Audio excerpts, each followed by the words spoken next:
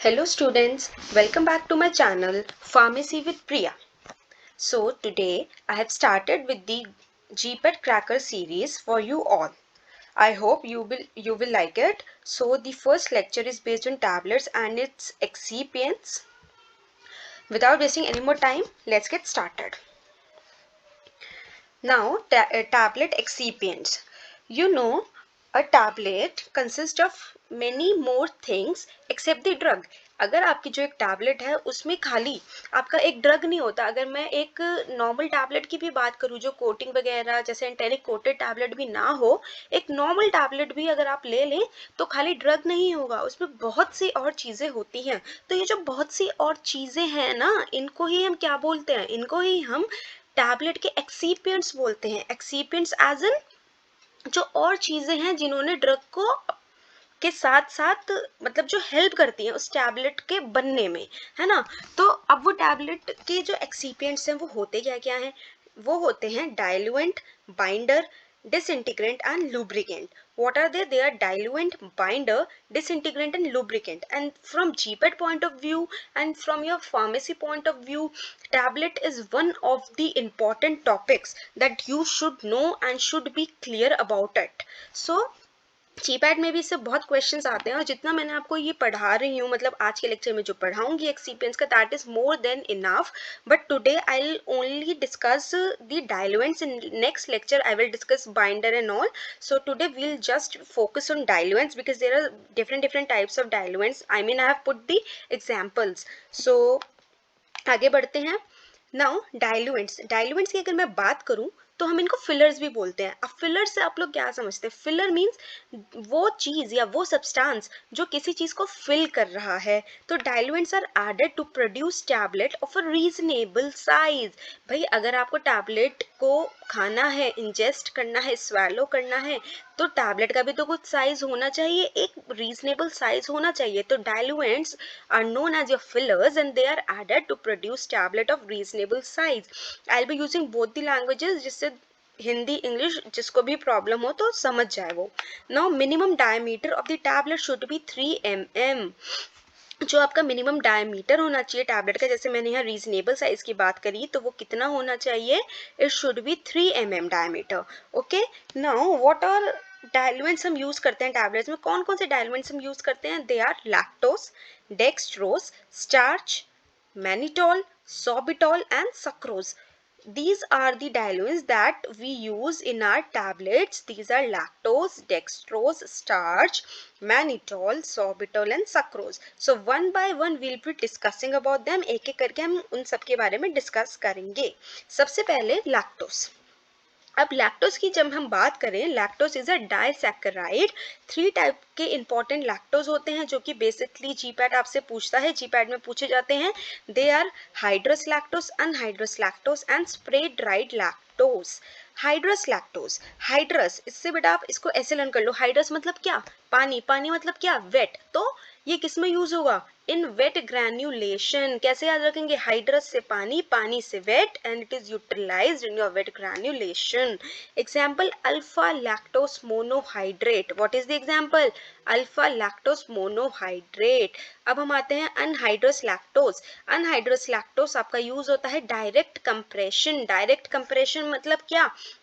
Wait ग्रैन्यू जो हमारी tablet बनती है उसके डिफरेंट क्या होते हैं? प्रोसेसेस होती हैं. तो डायरेक्ट कंप्रेशन में हम कौन सा यूज करेंगे? अगर आपको अपनी टैबलेट बनानी है using your direct compression method, you will utilise anhydrous lactose as your what? As your diluent, as your filler. ये कोई भी आपको मेलार्ड रिएक्शन नहीं देता. मेलार्ड रिएक्शन भी अभी मैं बताऊंगी क्या होता है. Third is spray dried lactose. ठीक है, हमने हाइड्रस लैक्टोज की बात की, हमने अनहाइड्रस लैक्टोज की बात की, अब हम बात करने जा रहे हैं स्प्रे ड्राइड लैक्टोज. ये भी किस में यूटिलाइज होता है? Mainly in direct compression, prone to darkening in presence of moisture owing to the presence of furaldehyde. अब आपको यहाँ पे आपका आंसर मिल गया. Why not in wet granulation? Why only in direct compression? Because it is prone to darkening in presence of moisture. अगर मैं इसको समझाऊं आपको तो जहाँ जहाँ मॉइस्चर होगा और अगर आपने वेट ग्रैन्युलेशन में इसको यूज कर लिया तो ये क्या हो जाएगा, डार्कन हो जाएगा। क्यों हो जाएगा डार्कन, क्योंकि इसके अंदर फ्यूरल्डिहाइड प्रेजेंट होता है।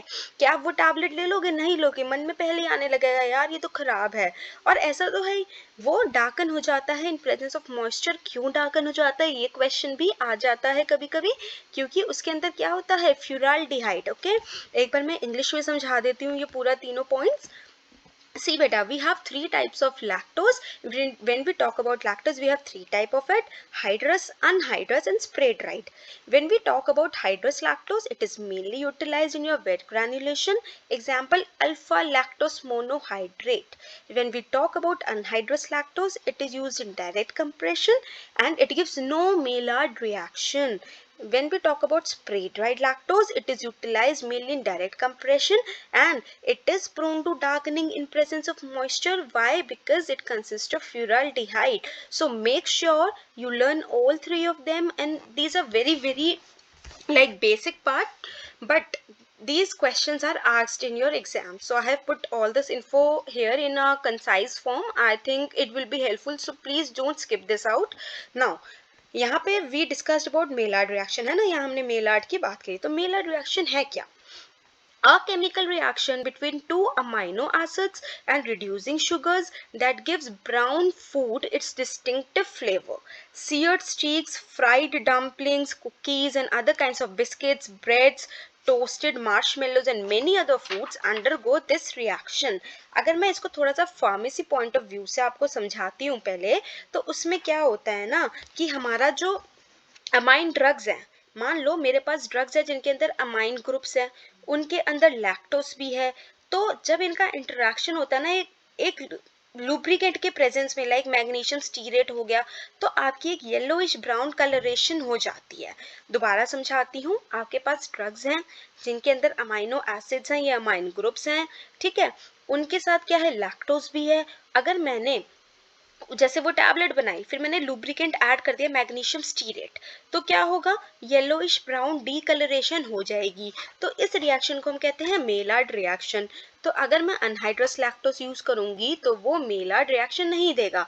डेफिनेशन ये भी ठीक है, पर अगर मैं थोड़ा सा प्रिसाइजली बताऊं आपको, तो मैग्नीशियम स्टीरेट जब हम एक लुब्रिकेंट की तरह यूज करते हैं in the presence of lactose with amine drugs, तो मेरा येलोइश ब्राउन डीकलरेशन हो जाता है।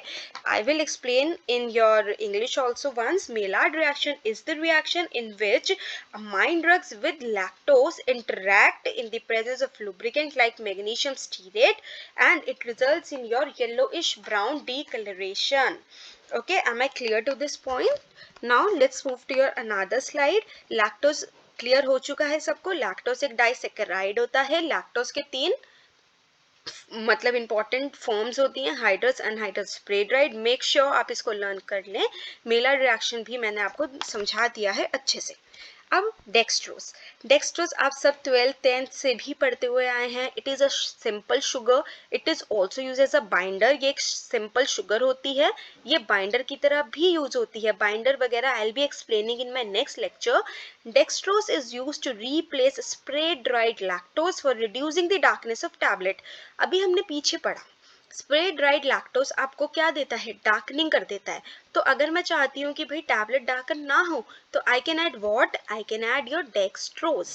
इसका ट्रेड नेम होता है सेरिलोज। ये लर्न कर लीजिएगा बेटा, ये क्वेश्चन पूछ लेते हैं, आई एम रियली सॉरी, कि इसका ट्रेड नेम है सेरिलोज। Now, as a medicinal product, dextrose may be used in intravenous fluids containing various amounts of sugars to be given when a patient needs additional fluids and calories for energy. बोल रहे हैं कि dextrose जो है हम इसको intravenously भी दे सकते हैं, may be use in intravenous fluids. क्यों?